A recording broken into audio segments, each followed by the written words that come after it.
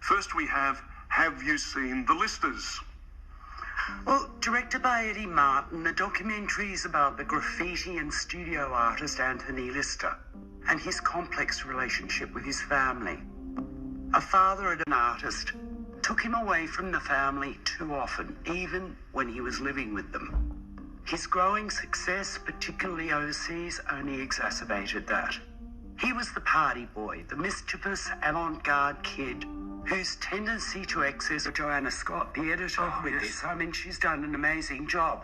But it's almost like, you know, a traditional portrait of an artist, you know, being very young, being way out there and making these. Even at one stage he dyes his hair sort of orange like Whiteley and wears white like Whiteley did. There seems to be a direct correlation between the two lives and the excess that both lived.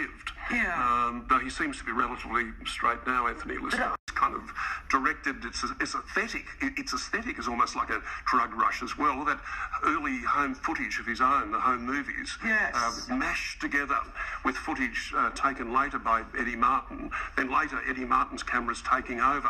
The paintings really launched me into my next level of international awareness of my practice. He wanted with his art.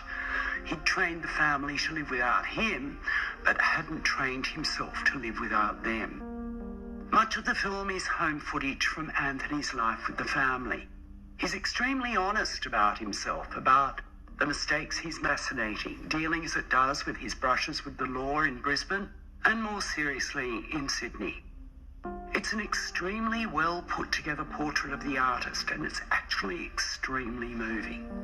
It's a fine achievement for Eddie Martin, for Anthony Lister and his family. Graham.